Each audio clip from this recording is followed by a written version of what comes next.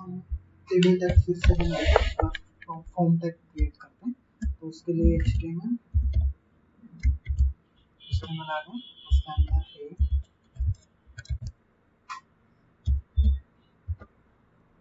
Title, उसका नाम देते हैं फॉर्म नाम दे दिया, टाइटल क्लोज, हेड क्लोज। उसके बाद बॉडी टैग चालू कर देते हैं, बॉडी टैग चालू कर दें, बॉडी के अंदर फॉर्म टैग चालू कर दें। फॉर्म के अंदर मुझे क्या चाहिए, सपोज इनपुट चाहिए। जो पिछले लेक्चर में देख लिया था, पिछले लेक्चर में हमने डायरेक्टली देख लिया, लेकिन इसको क्रिएट कैसे करते हैं वो हम आज देख लेते हैं पहले लेक्चर में।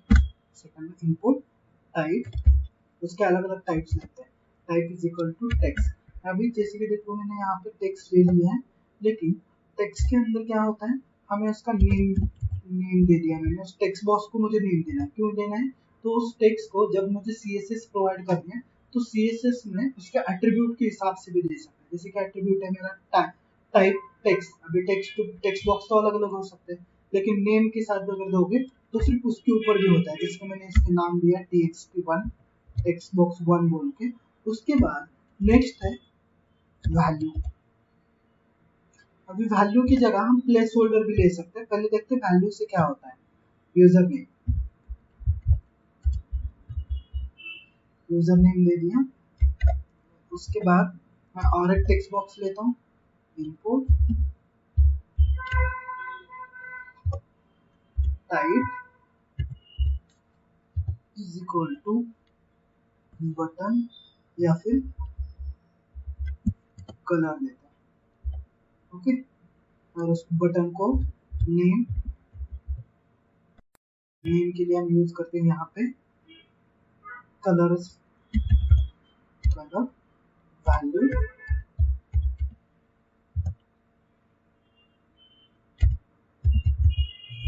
कलर ही मैं वैल्यू यहाँ पे यूज कर लेता हूँ। अब मैंने इसको सेव कर दिया। ये हम फॉर्म के अंदर यूज कर सकते हैं, ओके। इसको सेव करने के बाद मैं इसको रन कर लेता हूँ, form.html।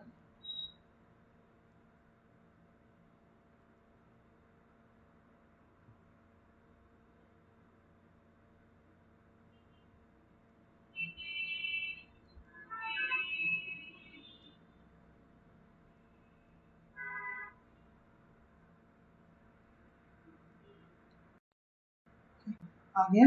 यहाँ पे मेरा यूजर मैंने जो भी बनाया था वो यहाँ पे मुझे क्रिएट हुआ है। लेकिन देख लो अभी जो यूजर वैल्यू के अंदर मैंने जो डाला था वो कट नहीं हुआ है। मुझे उसको क्या करना पड़ेगा, मुझे कट करना पड़ेगा, उसको मुझे कट करना पड़ेगा बाद में। उसके बाद ही जैसे कि आप यहाँ पे देखो यूजर नेम जैसे कि वैसे आता है। यहाँ पे अगर वहां पे मुझे टाइप करना है तो ऑटोमेटिकली डिलीट होना चाहिए, लेकिन यहाँ पे डिलीट नहीं होता, मुझे यहाँ पे डिलीट करना पड़ेगा, बाद में वो डिलीट होता है। उसी तरीके से दूसरा इनपुट लिया था मैंने कलर का। अभी यहाँ से कलर चेंज कर लेते हैं। कलर के ऊपर क्लिक करोगे तो आपको जो भी कलर चाहिए वो कलर आपको यहाँ पे दिखाई देता है। उसके साथ साथ उसकी कलर वैल्यू भी दिखाई देती है, ओके। वो भी हमें यहाँ पे प्रोवाइड किया जाता है। जिसके मैंने इसको सेव कर दिया कलर वैल्यू को। कलर मुझे कौन सा चाहिए, रेड चाहिए, तो देखो रेड कलर। इसकी कोडिंग करनी पड़ेगी, बाद में वो कलर हम असाइन करके ले सकते हैं। लेकिन अभी मुझे क्या होना चाहिए, जो भी यहाँ पे रिफ्रेश करने के बाद जैसे ही यूजर नेम है मैं टाइप करूँ, जैसे मैंने यहाँ पे कर्सर लेके आया, टाइप करने के बाद वो ऑटोमेटिकली गायब होना चाहिए और उसके बाद मैं टाइप कर सकता हूँ। तो मुझे यहाँ पे वैल्यू की जगह प्लेस होल्डर लेना है, वैल्यू की जगह प्लेस होल्डर।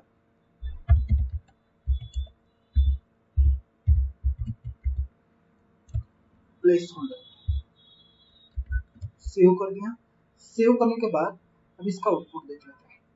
जैसे कि पहले क्या होता था, जो भी यूजर नेम है इसको मुझे हटाना पड़ता था, लेकिन अभी मैंने प्लेस होल्डर यूज किया तो ऑटोमेटिकली हट जाएगा, मुझे हटाने की जरूरत नहीं पड़ेगी। उसके बाद मुझे क्या करना है, अभी और एक बटन लेना है, सबमिट बटन। बटन के ऊपर मुझे एक्शन भी प्रोवाइड करना है। तो इनपुट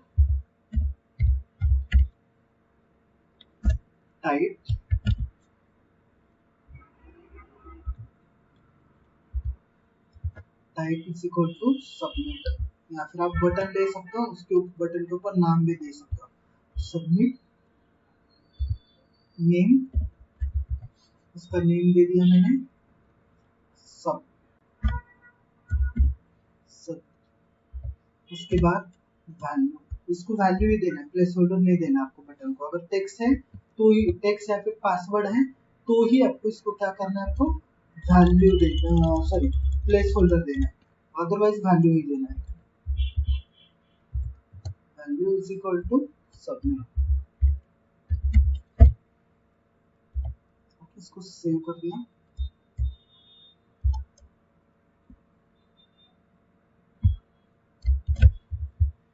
सेव कर दिया। अभी सेव करने के बाद क्या होता है,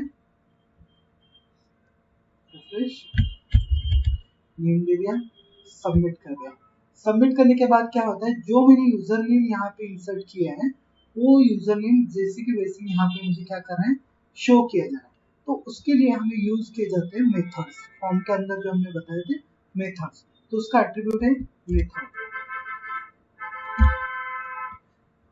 मेथड इज इक्वल टू, पहले यूज करते हैं गेट मेथड। गेट मेथड से आउटपुट क्या आता है वो चेक करते हैं, उसके बाद हम यूज करेंगे पोस्ट मेथड। अभी रिफ्रेश,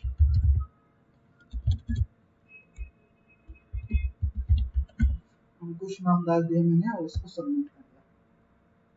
सबमिट होने के बाद वो अपडेट हो रहा है क्या, नहीं हो रहा, जैसे कि वैसे आपका यहाँ पे हैशटैग बोल के आ रहा है। सबमिट बटन के ऊपर क्लिक कर दिया, हैश सब, उसका नेम जो है वो नेम भी हमें यहाँ पे प्रोवाइड किया जा रहा है। उसको एक्शन क्या दिए, सबमिट दे दिया। उसके बाद हमने एक टेक्स्ट बॉक्स यूज किया, कलर यूज किया। कलर कोड कौन सा है हमारा, देख लो यहाँ पे 023000000 एक कोड है हमारा, देख लो इधर यहाँ पे आ गया 000। ब्लैक का कलर, जो ब्लैक है उसका कलर देख लो, कलर कोडिंग क्या होती है तो आपको यहाँ पे शो की जाती है। आगे कलर कोडिंग, ये कलर कोड भी आपको यहाँ पे शो कर रहा है, 23 कलर है उसका। ओके, बाद में 0000 है। उसके बाद टेक्स्ट बॉक्स 1, उसके अंदर हमने क्या किया है, गेट डू, ये नहीं होना चाहिए, ये जो है ये मुझे शो नहीं करना चाहिए, ये हाइड होना चाहिए। तो उसके लिए हम यूज करते हैं मेथड पोस्ट।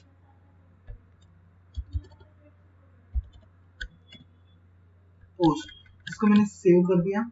उसके बाद इसको रन कर लेते हैं, सिर्फ उसका यूआरएल शो होना चाहिए। ओके,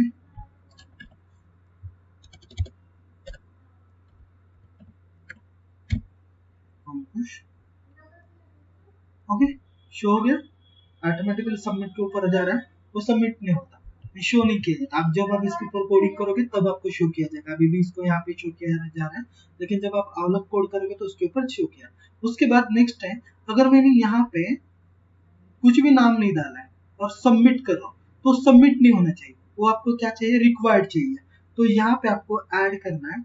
इसके बाद टेक्स्ट बॉक्स के बाद आपको ऐड करना है, वो जो फील्ड है वो कंपलसरी आपको फिल करना है। जैसे आप कोई फॉर्म फिलअप करते हो, एक आध दूसरी फील्ड आपने अगर नहीं फिल की तो क्या होता है, वो वर्क नहीं करता। तो यहाँ पे आपको डालना रिक्वायर्ड,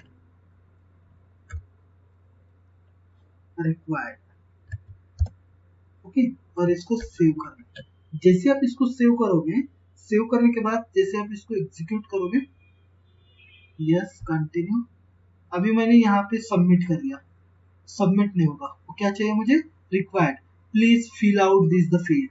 मींस रिक्वायर्ड से क्या होता है, आप डायरेक्टली उसको क्या नहीं कर सकते, फिल अप नहीं, डायरेक्टली आप इसको सबमिट नहीं कर सकते। तो वो फील्ड क्या होगी, आपकी रिक्वायर्ड होगी। आप कुछ भी नाम डालो यहाँ पे तो वो क्या हो जाएगी, आपकी सबमिट हो जाएगी। अगर ब्लैंक ही कर रहे हो तो ब्लैंक करते समय आपको उसको फिल करना चाहिए। अगर नहीं फिल करोगे तो ये एरर आपको यहाँ पे शो किया जाता है। तो ये जो है, ये मेथड्स हम यूज करते हैं हमारे फॉर्म्स के अंदर। फॉर्म्स के अंदर कंट्रोल्स आते हैं, जैसे कि टेक्स्ट टाइप टेक्स्ट है, साइज क्या देनी है, मैक्सिमम लेंथ क्या होनी चाहिए, नेम क्या होना चाहिए, वैल्यू क्या होनी चाहिए, वो हम उसके अंदर प्रोवाइड करते हैं। जैसे कि यहाँ पे भी बताया, text type name, user name है, साइज क्या होनी चाहिए, मैक्सिमम लेंथ क्या होनी चाहिए।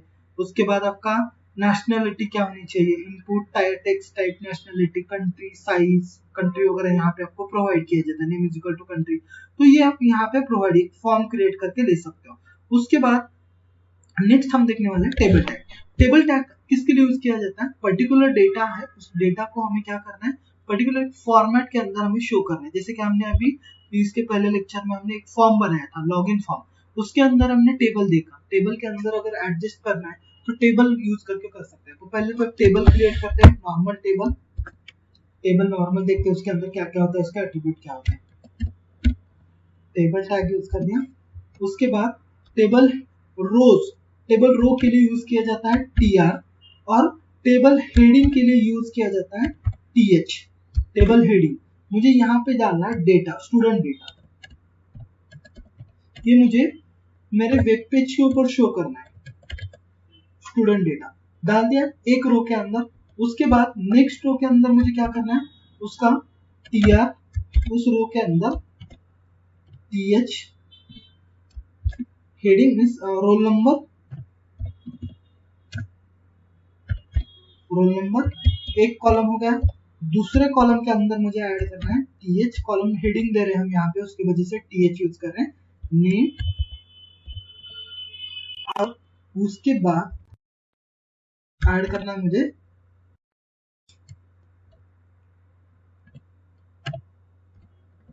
मार्क्स, ऐड करना है, सॉरी इसको भी th चालू करना पड़ेगा, th चालू कर दिया,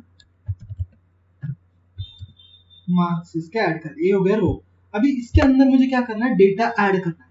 तो डेटा ऐड करने के लिए जैसे कि अभी इसको पहले रन करके देखते हैं, रन करने के बाद क्या होता है देखो, इसको हटाता हूँ, सेव कर दिया, रन करने के बाद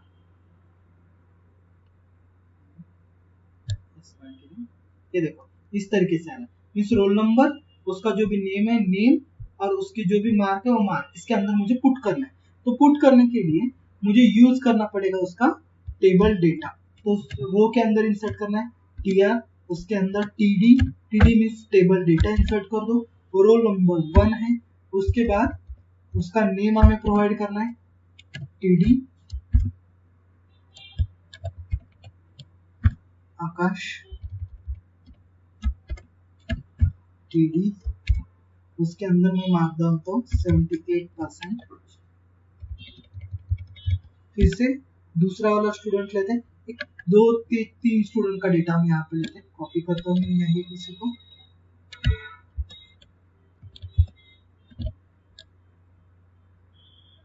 roll number 2, roll number 3, name change कर देते हैं,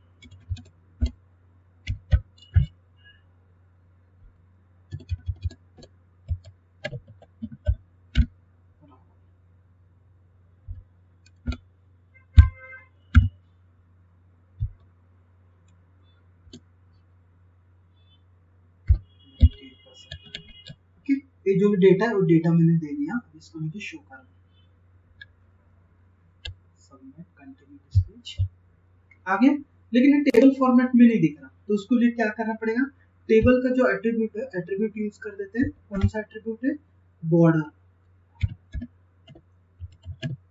बॉर्डर इज इक्वल टू जितनी आपकी उसकी विड्थ चाहिए, मींस जो बॉर्डर है बॉर्डर की जो थिकनेस चाहिए वो थिकनेस आप यहाँ पे ऐड कर सकते हैं। जैसे कि मैंने 1 ये थिकनेस ऐड कर दी, तो उसकी जो साइज होगी वो साइज 1 साइज होगी। अगर मैंने थिकनेस बढ़ा दी तो थिकनेस भी बढ़ जाएगी। जैसे कि मैंने यहाँ पे थिकनेस जो है ऐड कर लेता हूँ 5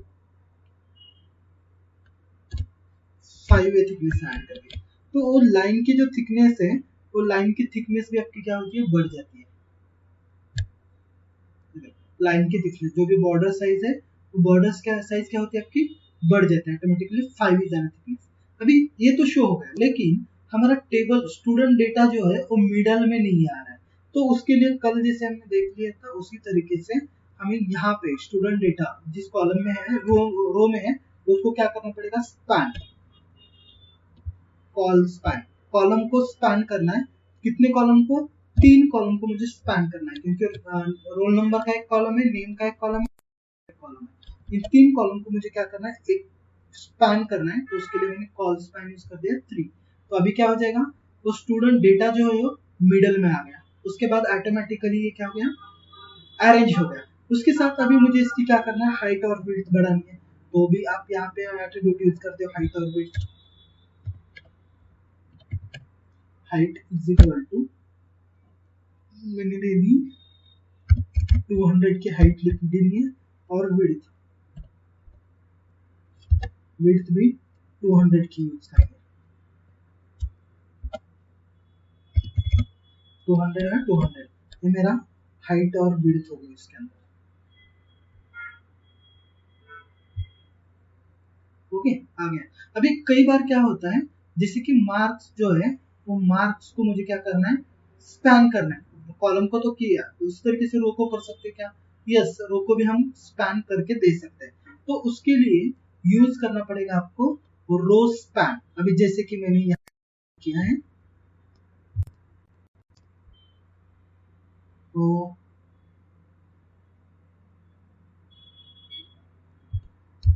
इसमें TR TD, और उसके बाद डायरेक्टली मैं ये ऐड कर देता हूँ उसके जो मार्क्स हैं, वो मार्क्स ऐड कर देता हूँ 5, सॉरी 88%। इसके राहुल के ही मुझे मार्क क्या करना है, ऐड करना है। तो उसमें सेव कर दिया इसको। उसके बाद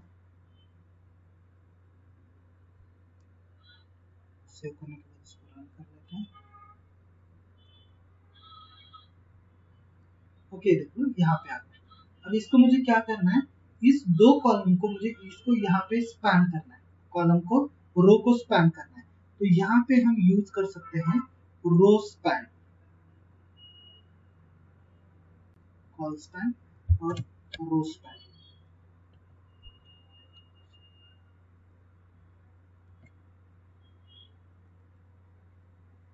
रो स्पैन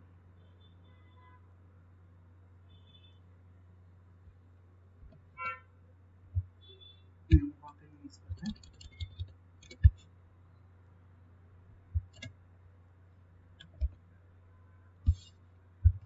रो स्पैन कितने रो स्पैन करने हैं, 2 रो हमें स्पैन करने हैं। सेव कर दिया।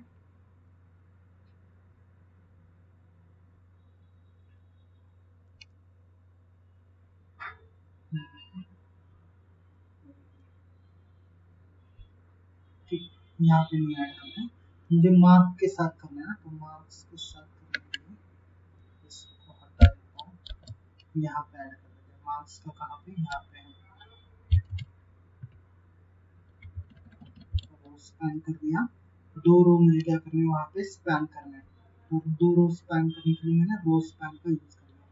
कॉलम को स्पैन करने के लिए कॉलम कॉल स्पैन, रो को स्पैन करने के लिए रो स्पैन का हम यूज करके ले सकते हैं। देखो, ये 2 रो क्या हुए मेरे, स्पैन हो गए, 2 रो एक ही साथ। उसी तरीके से हमें ये 2 रो भी स्पैन करने हैं, लेकिन यहाँ पे नंबर 1 ही देना है। ओके, राहुल और नितिन, उस तरीके से रो भी स्पैन कर सकते हैं। एक रो में 2 रो, एक के मार्क 2 में राहुल के और एक स्टूडेंट होगा, उसके मार्क अगर एक ही होंगे तो रो स्पैन हम यूज कर सकते हैं, और रो 2 रो एक स्पैन हो जाएगा। ओके, तो is an about the form, responsive and table. Next lecture में हम